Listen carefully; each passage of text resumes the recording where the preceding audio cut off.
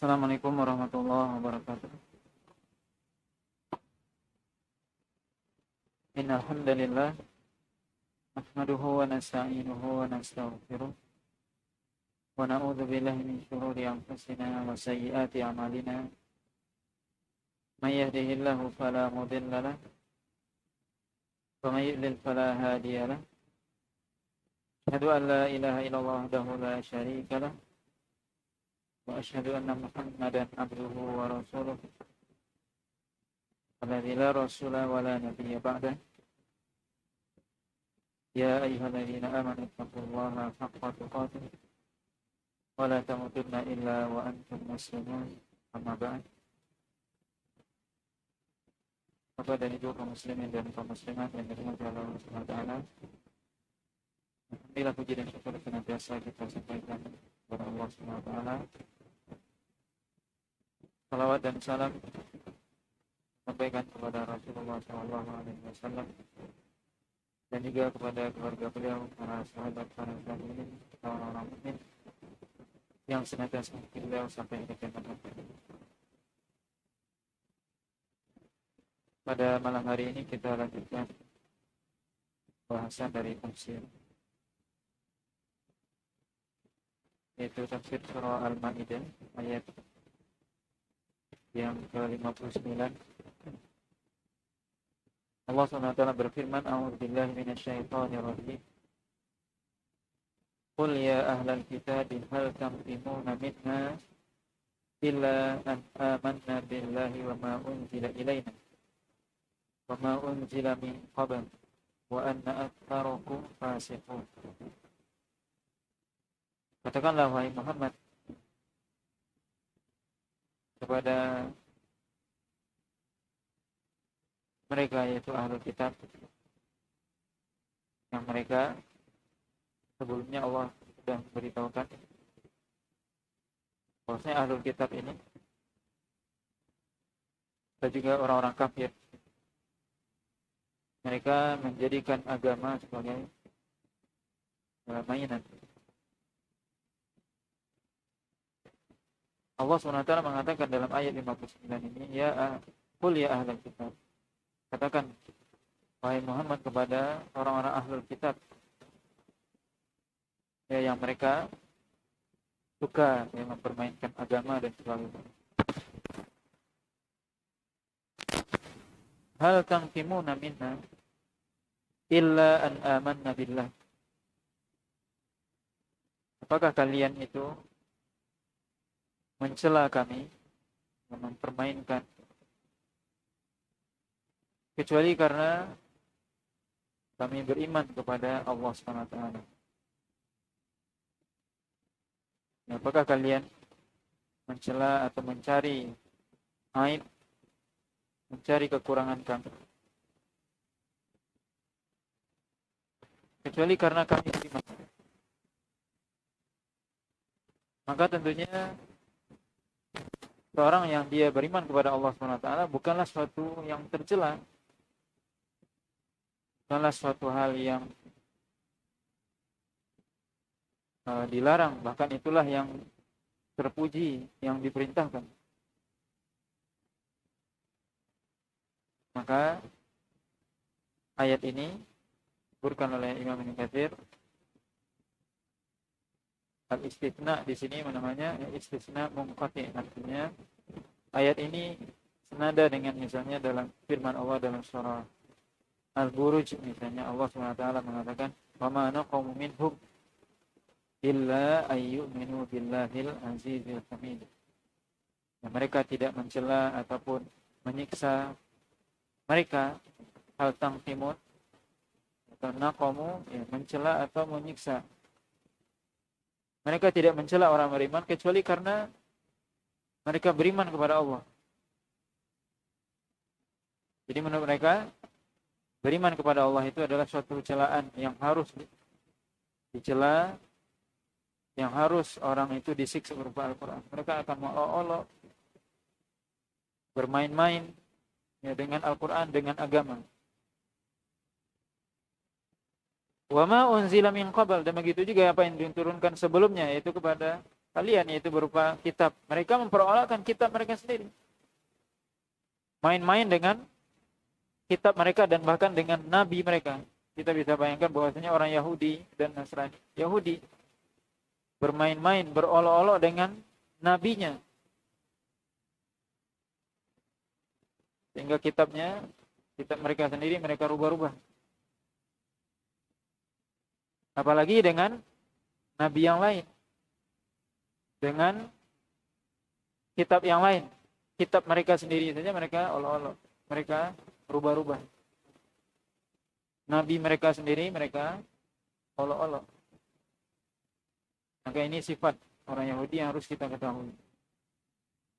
Wa anna aktsarakum fasiqun, kata Allah Taala, dan kebanyakan kalian fasik. Fasik apa artinya fasik? Yaitu orang yang dia melanggar perintah Allah, yaitu tidak melaksanakan perintah, tetapi justru malah melakukan yang dilarang.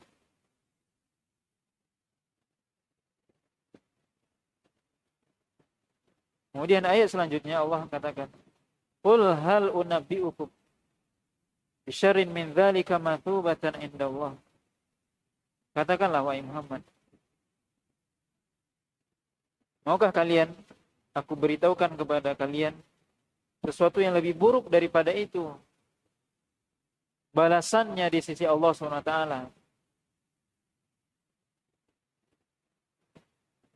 Apa itu? Allah SWT katakan, "Man la'anahu Allah wa ghadiba alaih wa ja'ala minhumul qiradata wal khanazir wa abadat taghut."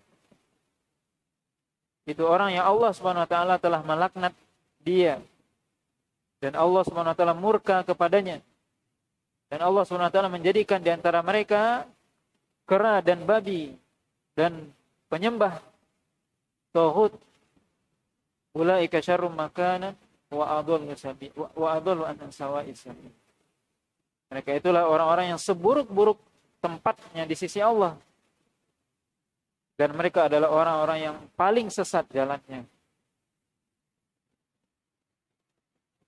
Ini ayat 60. Allah SWT mengingatkan orang-orang Yahudi dan Nasrani. Maukah, kata Allah SWT, aku beritahukan kepada kalian sesuatu yang lebih buruk daripada itu semua, yang dimana kalian berolok-olok terhadap agama, berolok-olok terhadap apa yang Allah turunkan, Al-Quran, berolok kepada Nabi, kepada Rasul. Bagaimana balasannya di sisi Allah? Allah SWT melaknat orang tersebut. Al-la'nah artinya al-ib'an an rahmatillah. Dijauhkan dari rahmat Allah SWT, dijauhkan dari kasih sayang Allah SWT. Wa ghadib, kita taat kepadanya 100% kecuali selama perintahnya tidak bertentangan dengan syariat. Kalau bertentangan tidak boleh. Ada orang yang dia taat kepada pemimpinnya, pokoknya pemimpinnya mengatakan A, dia kerjakan A, walaupun itu melanggar syariat. Ini tauhid. Kalau perintah itu melanggar syariat, tidak boleh taat. Ada batasannya berarti. Atau dia diikuti. Dan pemimpin seluruh tauhid ini siapa? Iblis. Syaitan. Maka orang-orang Yahudi di antara mereka ada yang menyembah tauhid. Siapa? Di mana mereka menyembah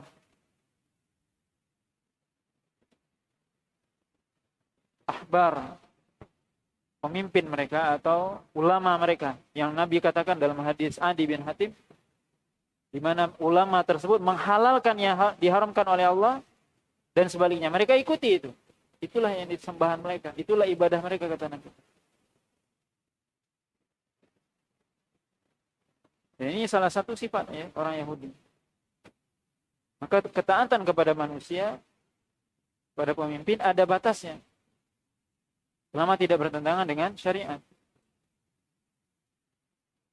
Tidak mutlak. Allah katakan, ulaika syarrun makana wa adallu an sawa'is sabil. Mereka itulah orang seburuk-buruk.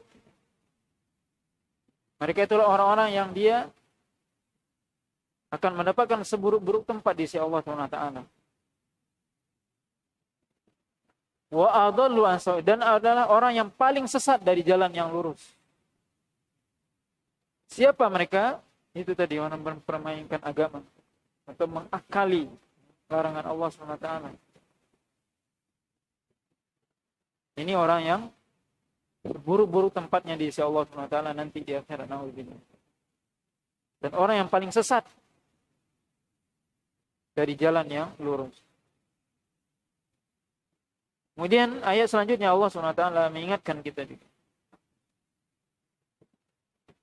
Bagaimana sikap orang Yahudi? Kita lihat di sini. Ini semua sikap, ya, sifat mereka. Wa idza ja'ukum qalu amanna wa qad dakhalu bil kufri wa hum qad kharaju bih. Wallahu a'lamu bima kanu yaktumun. Dan jika mereka mendatangi kamu, Rasul dan para sahabat, qalu amanna, mereka mengatakan apa? Kami beriman. Kami beriman.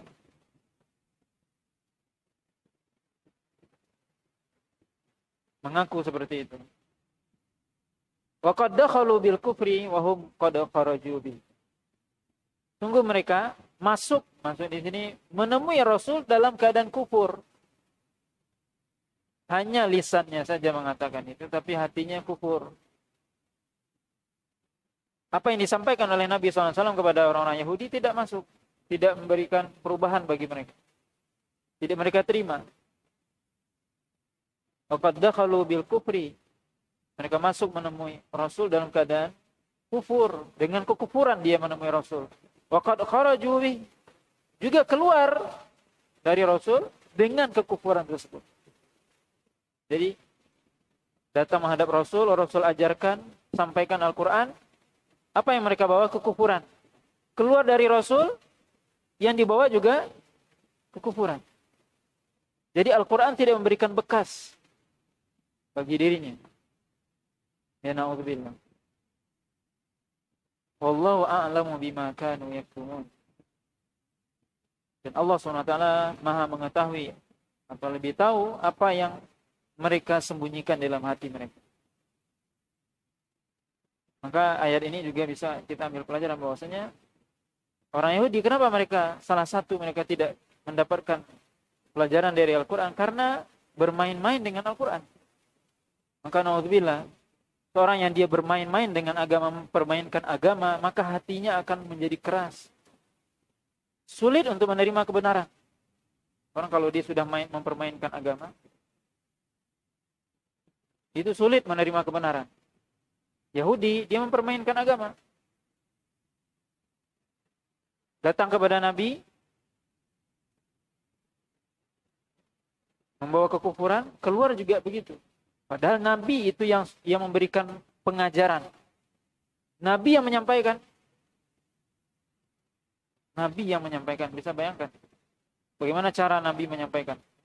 Itu tidak memberikan efek bagi mereka. Kenapa? Hatinya sudah keras.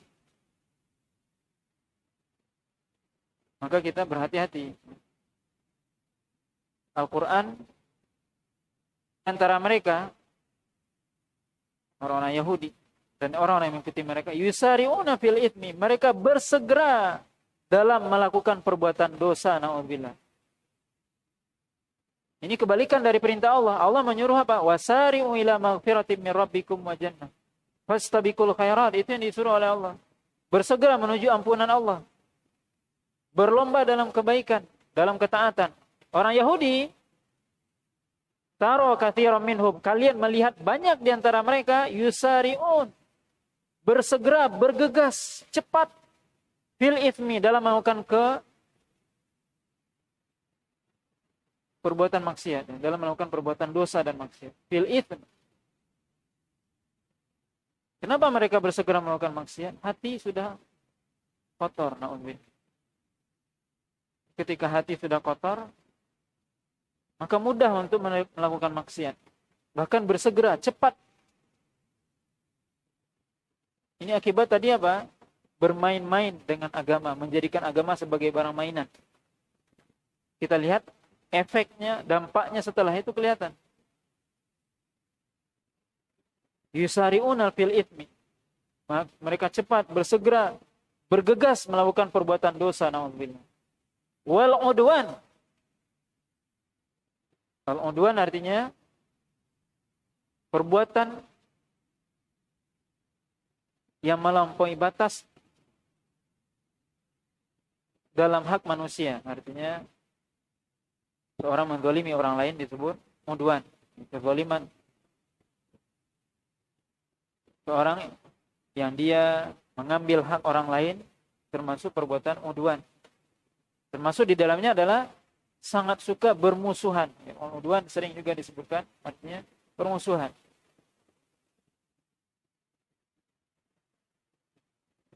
Fil ithmi, mereka bersegera melakukan perbuatan dosa, yaitu hak Allah. Al-udwan, yaitu mereka bersegera juga dalam melakukan permusuhan di antara manusia. Suka melakukan permusuhan di antara manusia, suka mengganggu manusia, suka mengambil hak manusia. Hingga kalau dia mengambil hak manusia, gimana? Terjadi permusuhan. Wa aklihimus suh. Dan mereka memakan apa? As-suh itu artinya al-haram. Para ulama mengatakan as-suh itu di tafsir apa? Al-haram. Mereka memakan yang haram. Apa yang haram? Yang bukan hak mereka. Termasuk di dalamnya adalah riba. Ini yang pertama kali melakukan riba Yahudi. Maka mereka bersegera itu melakukan itu. Melakukan dosa kepada Allah, dosa kepada manusia, mengambil hak manusia, termasuk mengambil harta manusia dengan cara yang batil. Makan harta haram. Labi sama kanu ya'malun. Sungguh amat buruk apa yang mereka lakukan tersebut. Kemudian ayat 63 Allah SWT memberikan peringatan kepada orang-orang yang berilmu. Allah SWT mengatakan laula yanhahumur rabbaniyun wal ahbaru an qaulihimul itsma wa aqlihimus suh labi sama kanu yasnaun. Tidakkah, kata Allah SWT, orang-orang yang berilmu, rabbaniyun, orang-orang yang mereka berilmu, wal ahbar, dan juga orang-orang yang ahli ibadah di antara mereka, atau sebaliknya, ya, orang berilmu dan ahli ibadah, ya, al ulama di antara mereka,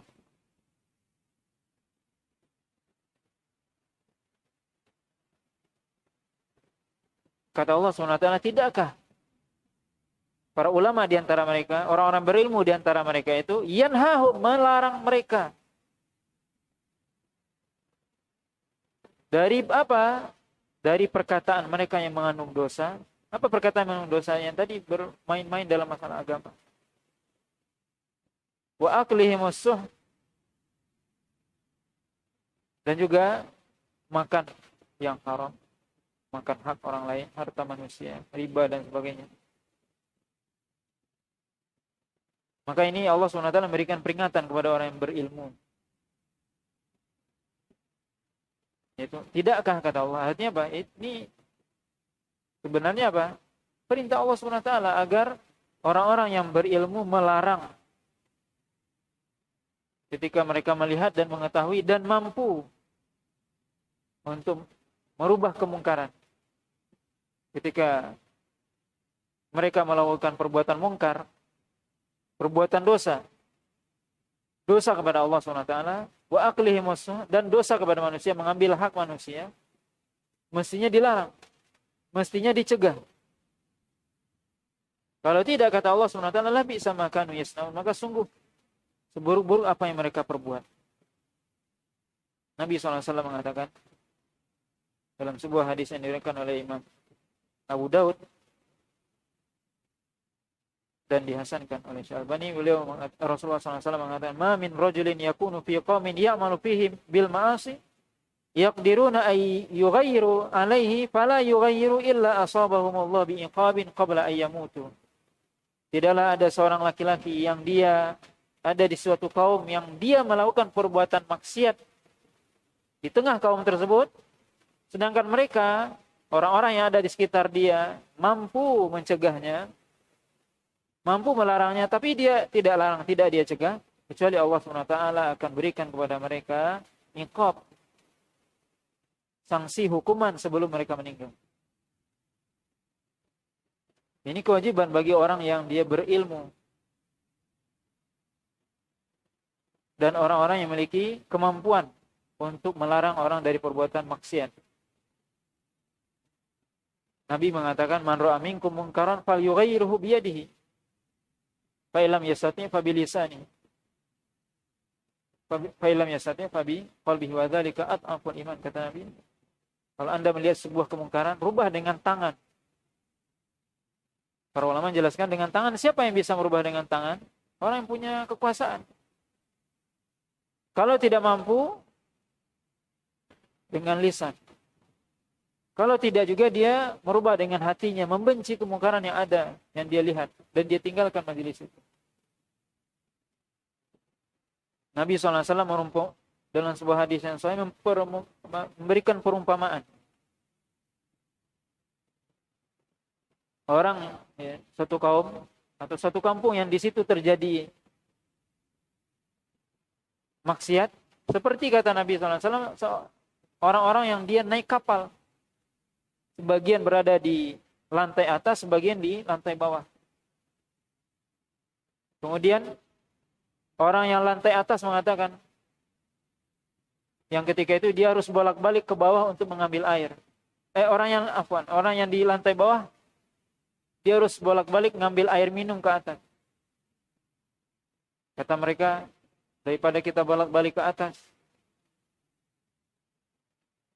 pertama, bikin kita capek. Yang kedua, mengganggu kawan kita yang di atas. Lebih baik kita lubangin aja nih kapal, supaya kita nggak capek naik, turun, dan nggak mengganggu orang di atas. Kalau orang yang di atas membiarkan kapal itu dilubangin, apa yang terjadi? Tenggelam semua.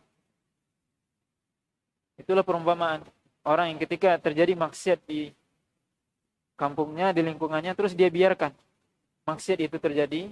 Dia tahu, dia mampu untuk merubahnya, dia biarkan. Tenggelam semuanya, maksudnya apa? Allah SWT akan berikan iqab, hukuman semuanya rata. Juga nanti Allah akan sebutkan, jelaskan lebih detail ya dalam surah Al-A'raf, nanti Allah akan jelaskan jika cerita tentang Bani Israel, orang-orang Yahudi. Bagaimana Allah SWT memberikan hukuman rata. Alhamdulillah. Maka seorang hendaknya ketika dia mengetahui sebuah kemungkaran, dia melihat dia bisa merubahnya, rubah sesuai dengan kemampuan. Dengan tangan, kalau Anda punya kekuasaan, atau minimal Anda nasihati dengan baik. Maka itu tujuan apa? Mengingkari. Supaya kita tidak dapat iqab ataupun hukuman dari Allah. Tapi kalau kita diam saja, maka semuanya kita pun yang tidak melakukan perbuatan maksiat tersebut akan dihukum. Na'udzubillah. Sebagaimana nanti akan dijelaskan dalam surah Al-A'raf, ya, di akhir surah Al-A'raf.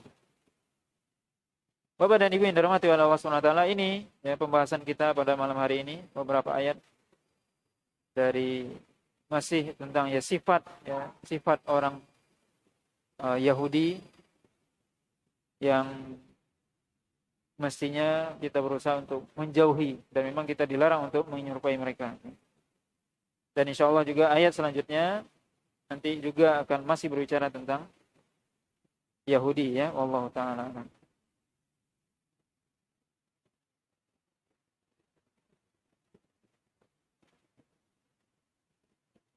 Ya, iya, ada pertanyaan, apakah ketaatan kepada pemerintah pada saat pandemi sekarang itu mutlak? Ya, mengingat bahwasanya wabah sudah merata, seperti saf renggang, memakai masker, atau vaksin dan sebagainya. Perlu kita pahami, ya, ketaatan kepada pemimpin kita katakan tidak mutlak, ya.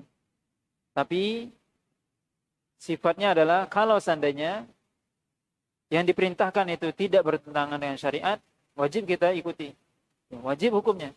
Kita mentaatinya selama yang diperintahkan tidak bertentangan dengan syariat.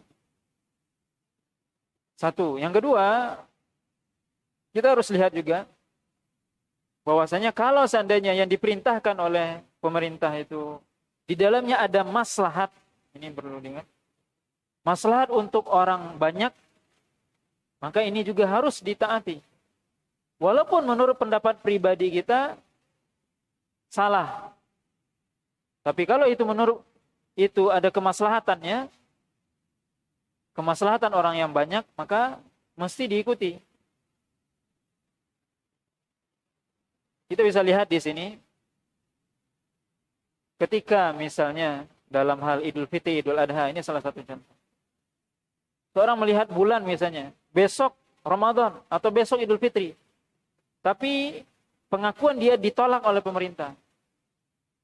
Kata pemerintah, belum kelihatan, lusa baru Ramadan atau lusa baru Idul Fitri. Maka dia tidak boleh mengajak orang untuk apa? Berbuka atau berpuasa besok. Dia tidak boleh mengatakan, ayo ikut aku sudah melihat dengan mata kepalaku bulan hari malam ini. Tidak boleh.